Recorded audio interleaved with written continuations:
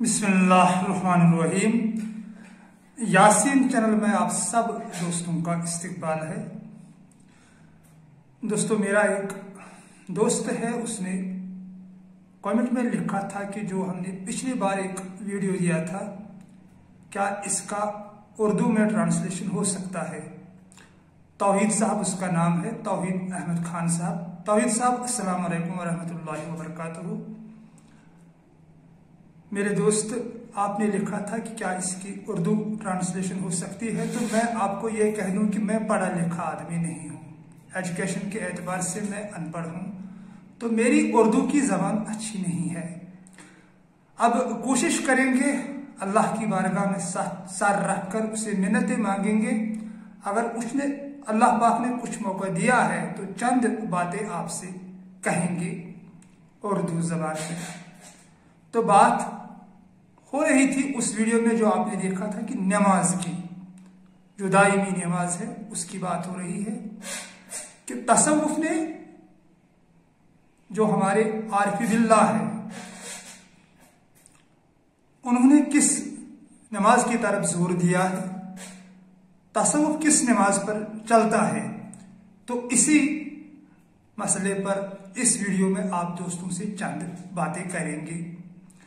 तो पहले कुरान अजीम की एक आयत आई है सूरह अर्रहमान में, खलकल इंसान मिन सलसालिन कल फखार। हमने इंसान को बजती हुई मिट्टी से पैदा किया है। ये हमारे इलाहुल आलमीन की तरफ से फरमान आया है, यानी खनखनाती हुई मिट्टी। यानी हम ये कह सकते हैं कि जिस मिट्टी से आवाजें आती है, उस मिट्टी से हमने इंसान को पैदा किया है, और जिन्नात को खालिस आग से।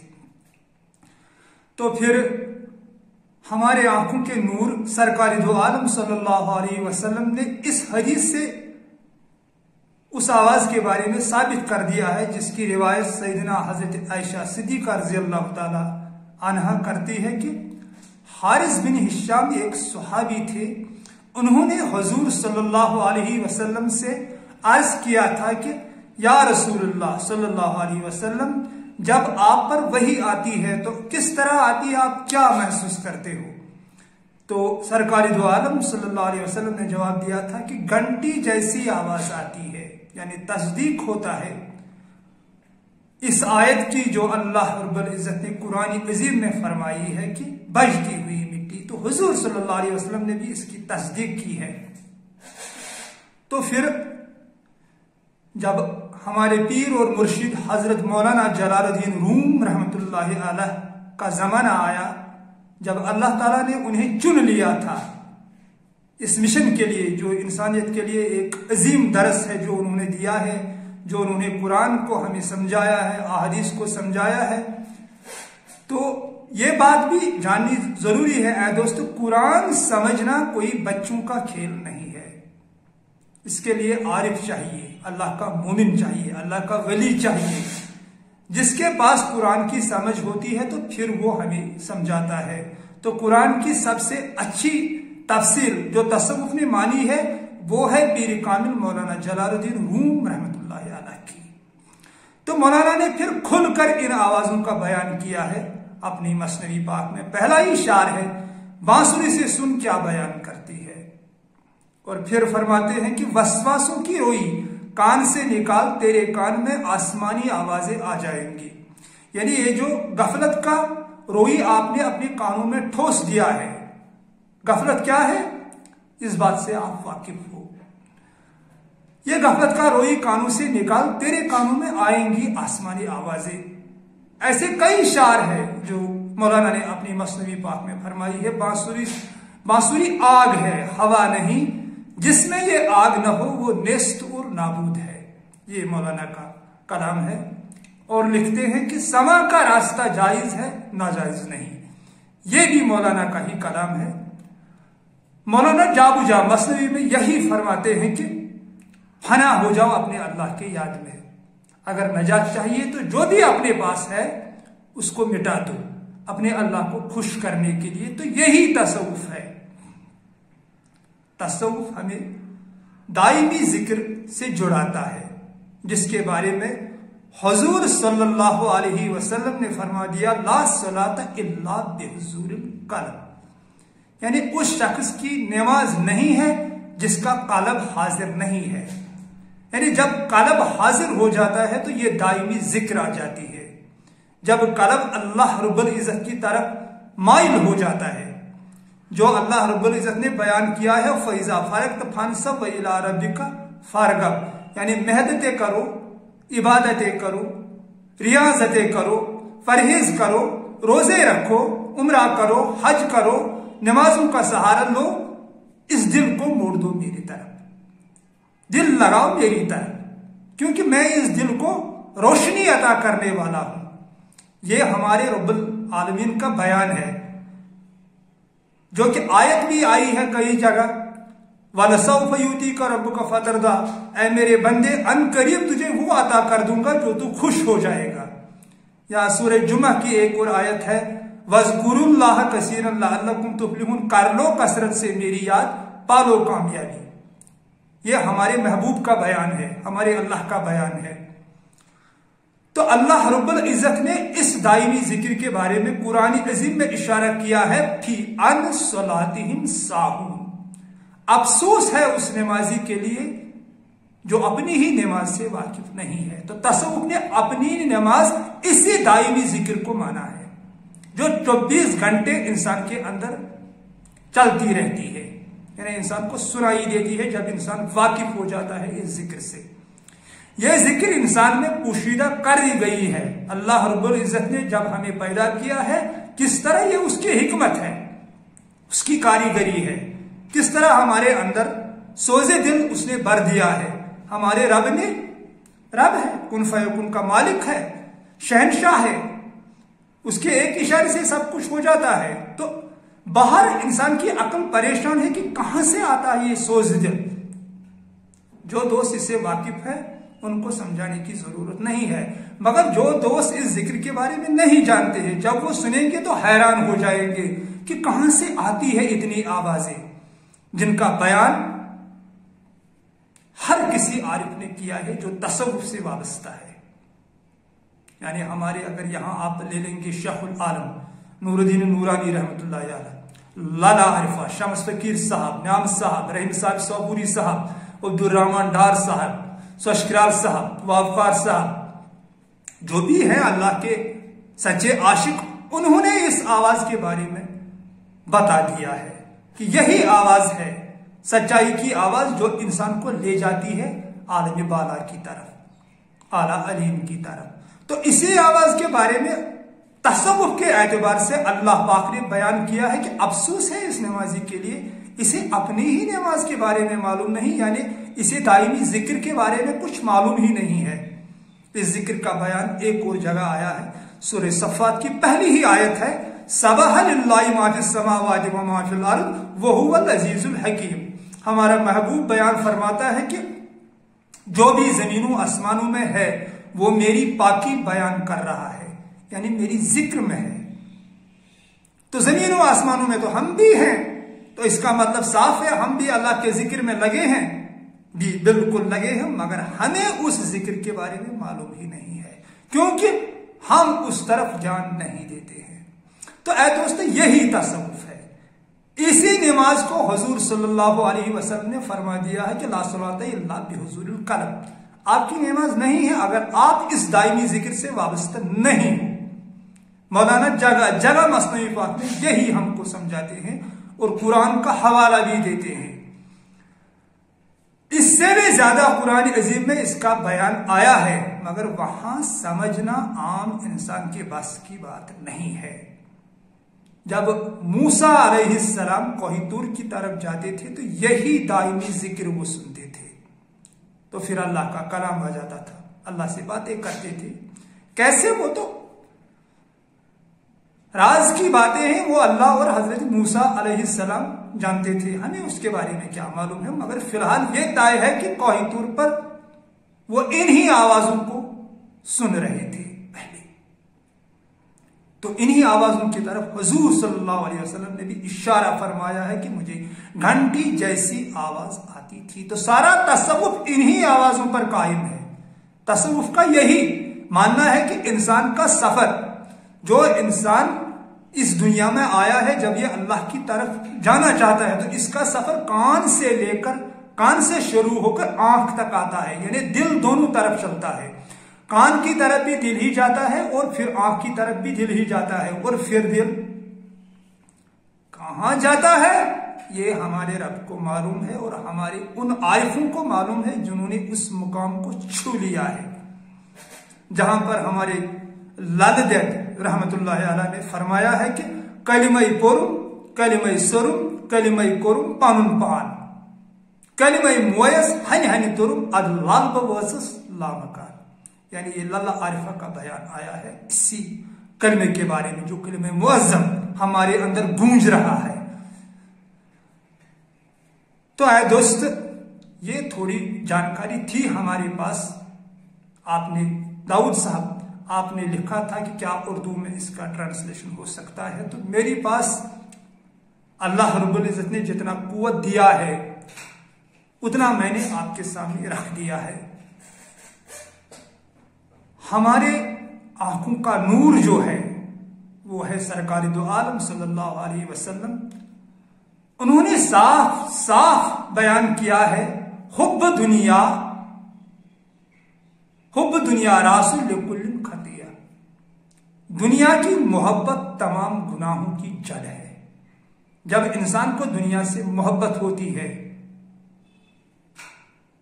तो तब इंसान अपने अंदर नहीं आ जाता है, क्योंकि ये बाहरी दुनिया की तरफ माइल हो जाता है और दुनिया की मोहब्बत पाकर ही इंसान हैवान बन जाता है और खा लेता है। जब दुनिया की माल से मोहब्बत हो जाता है तो खा लेता है उन मासूमों का हक, उन गरीबों का हक, जो अल्लाह पाक ने बयान किया था कि जो मैंने आपको माल अता किया है उसको गरीबों में बांट दो।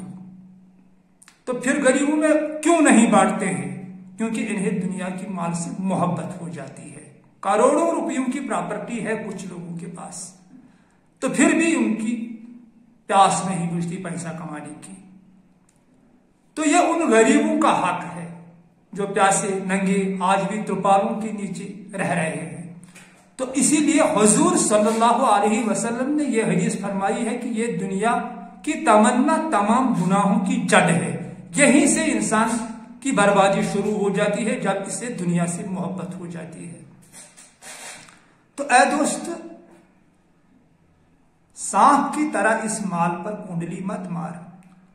अगर अक्लमंद है समझ मैं किस माल की बात कर रहा हूं। ये दुनिया का माल एक है, मगर मैं उस माल की बात कर रहा हूं जो अल्लाह रब्बुल इज्जत ने आपको अता किया है। उस माल को खर्च कर गरीबों में बांट दे। अपनी जगह न रख उस माल को, जहां पर हमारे प्यारे नबी सल्लल्लाहु अलैहि वसल्लम ने फरमा दिया है, बलगू अन्नी वलो आया। अगर हक की एक ही बात भी जानते हो तो उसे दूसरों तक पहुंचा दो, अपने ही पास मत रखो उसे। ये अल्लाह रब्बुल इज्जत ने दोनों माल आपको अता किए हैं, चाहे आपको दुनिया का माल है चाहे इल्म का माल है, तो इसी गरीबों में बांट। शाहमार मत बन, सांप मत बन, सांप की तरह कुंडली मत मार इस माल पर। दुनिया से मोहब्बत, दुनिया के तमाम चीजों से दिल को हटा ले और दिल को मोड़ दे अल्लाह रब्बुल इज्जत की तरफ। और देखना फिर कुरान अजीम ने क्या खूब बयान किया है अल्लाह पाक ने, वशिफाउल लिमा के सुदूर। यही कुरान अजीम दिल की बीमारियों की शिफा है। यानी जब दिल ठीक हो जाता है तो सारा वजूद ठीक हो जाता है। हुजूर सल्लल्लाहु अलैहि वसल्लम ने भी एक हदीस फरमाया है इसके बारे में कि तुम्हारे जिस्म में एक टुकड़ा है, अगर वो सलामत है तो तू सलामत है, अगर वो बीमार हो गया है तो तू बीमार हो गया है। यानी कल्ब के बारे में हुजूर सल्लल्लाहु अलैहि वसल्लम ने इशारा किया है। तो कल्ब को मोड़ दे ऐ दोस्त इस दायमी जिक्र की तरफ। कहीं पर कामिल मुर्शिद तलाश कर जो इसके बारे में जानता हो। इसका अलग एक तरीका है, जिस तरह हमारा शरीयत है, जिस तरह शरिया नमाज का एक तरीका होता है, वजू बनाना, फिर मस्जिद में आना, साफ कपड़े पहनना, दाया पांव मस्जिद में लेके जाना, फिर वहां मस्जिद के एहतराम तो किस तरह करने पड़ते हैं। तो ये तो नमाजियों को मालूम होता है। इसी तरह इल्म तरीक़त के भी कुछ तरीके ऐसे हैं जिन्हें किताबों में नहीं लिखा गया है, जो सिर्फ मुर्शिद जानता है कि क्या करना है, इसके बारे में कैसे करना है, क्योंकि अलग अलग तरीका है, एक ही तरीका नहीं है। बहुत से ऐसे जिक्र व अज़कार हैं जो अलग अलग तरीके से है, उनका मतलब एक ही है, दायमी जिक्र, जो इंसान के अंदर फिर आ जाती है, मगर उससे नीचे जिक्रों का अलग अलग, जिक्र व अज़कारों का अलग अलग तरीका है। कोई मुर्शिद इस तरह से बता है, कोई मुर्शिद उस तरह से बताता है, माने तो एक ही है मगर तरीका अलग अलग है। तो इसीलिए अगर ऐ दोस्त तुम्हें ये वीडियो देखकर कुछ अंदर महसूस हो रहा है कि मेरे अंदर कुछ है, जो अल्लाह पाक ने बयान किया है कि मैं वनहन अकरब इलैहि मिन हब्लिल वरीद हूं, मैं तुम्हें शारक से भी नजदीक हूं। अगर आप उसे जानना चाहते हो तो तसव्वुफ में आ जाओ, अपने आंखों से देखोगे। मुझे अल्लाह पाक के इज्जत की कसम है, जो मैं कह रहा हूं इस यहां पर, वो तुम अपनी आंखों से देखोगे। मगर इन्नल्लाह मअस-साबिरीन, साल, 2 साल, 10 साल, 20 साल, 50 साल, 70 साल भी लग सकते हैं इंतजार में। इसीलिए तो आयत आई ना, इन्नल्लाह मअस-साबिरीन, मैं सब्र करने वालों के साथ हूं। तो इंशाअल्लाह अपनी आंखों से सारा सच देखोगे कि सच क्या है। और जब ये दायमी जिक्र आपके अंदर आ जाएगी, तब तुझे पता चलेगी कि कुरान अजीम में अल्लाह पाक ने बयान किया है, जो कायम रखते हैं नमाज को, वो इसी दायमी जिक्र के बारे में अल्लाह पाक ने बयान किया है। तसव्वुफ का मानना है ये, जो तसव्वुफ के रहे हैं बड़े बड़े आरिफ, तो उन्होंने इसी जिक्र के बारे में फरमाया है कि कोशिश कर लो, मेहनतें कर लो, इबादतें कर लो, ताकि ये दायमी जिक्र आप में आ जाए। और जब ये दायमी जिक्र आ जाए, फिर आप साइलेंट हो जाओ, खामोश हो जाओ, जुबान बंद कर दो और इस जिक्र को सुनते रहो। ये जिक्र आपके अंदर क्या काम करती है? इंसानियत का नूर पैदा कर देती है।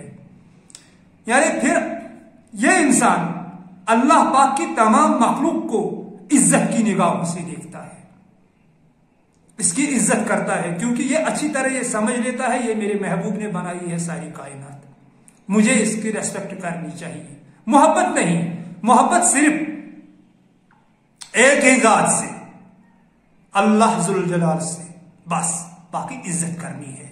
ये तसव्वुफ हमें सिखाता है, इज्जत करो। या खुद अल्लाह पाक ने फरमा दिया है कि रहम करो मेरी मखलूक पर, ताकि मैं आप लोगों पर रहम करूं। तो यही है पैगाम है दोस्तों, दायमी जिक्र से अपने आप को जोड़ना है। तसव्वुफ यही है, यहीं से शुरू होती है तसव्वुफ, दायमी जिक्र से। फिर ये दायमी जिक्र चलती रहती है और अल्लाह के फजल करम से एक दिन इस दायमी जिक्र में वो मुकाम आ जाता है जब यही दायमी जिक्र हमें उठा कर ले जाती है। कहां? ये तो हमारे अल्लाह को मालूम है, इसके बारे में किसी को मालूम नहीं है कि कहां ले जाती है। तो थाम लो तसव्वुफ का दाम, आ जाओ तसव्वुफ के अंदर। तसव्वुफ ए दोस्त वही बातें कहता है जो साबित होती है। तसव्वुफ में किसी ऐसी बात की कोई जगह नहीं है जो साबित नहीं होती है, मगर टाइम लग सकता है। यहां जो मैंने कह दिया है 10 साल, 4 साल, 8 साल, 15 साल, 20 साल, 25 साल, अगर इंसान जुड़ा रहे। हमारे पीर और मुर्शिद मौलाना रूम रहमतुल्लाह अलैह ने इसके बारे में फरमाया है कि तड़प आहिस्ता होनी चाहिए मगर मुसलसल होनी चाहिए। यानी ये ऐसा इस तरीके का सफर नहीं है कि हम दौड़ लगाएं, यहां से 1-2 किलोमीटर दौड़ सकते हैं। अगर 50 किलोमीटर का सफर है तो कैसे जाएंगे? अगर हम आहिस्ता आहिस्ता चलेंगे तो 50 किलोमीटर का सफर क्या 100 किलोमीटर का सफर भी हम आसानी से कर सकते हैं। इसीलिए मौलाना लिखते हैं कि तड़प आहिस्ता होनी चाहिए मगर मुसलसल होनी चाहिए, यानी हटना नहीं है। आप समझ रहे हो, आप मुझसे ज्यादा समझदार हो, आप समझ पाओगे कि मौलाना क्या लिखते हैं, क्या हमें समझाते हैं। और इससे बड़ी जानकारी अगर आपको चाहिए तो ऐ मेरे दोस्तों, मेरे भाइयों, हम आपस में भाई हैं, तो ले आओ मौलाना की मसनवी पाक, और देख लो, अपने आंखों से देख लो। अगर कहीं पर आपको मदद चाहिए, आपको समझ नहीं आ रही है, तो आप मुझे फोन कर सकते हो, वहां पर मैं आपकी हेल्प कर सकता हूं। मैं खुशकिस्मती समझ लेता हूं जब कोई भाई, कोई दोस्त मेरा फोन करता है इसके बारे में कि मुझे यहां पर समझ नहीं आ रहा है किस तरह करना है। या कुछ लोग ऐसे भी फोन करते हैं कि हमें तो मालूम ही नहीं है इसके बारे में आज तक, कि हमारे अंदर कोई जिक्र चल रही है तो हमने उसके बारे में कभी ध्यान ही नहीं दिया है। तो जो जानकारी मेरे पास है, अल्लाह पाक की कसम, मैं उन्हें दे देता हूं। मैं उस तरह नहीं हूं। मैंने कहा ना, बलगु अन्नी वलौ आया, ये हुजूर सल्लल्लाहु अलैहि वसल्लम की हदीस है कि बांट दो, जो तेरे पास है बांटो, अपने पास मत रखो।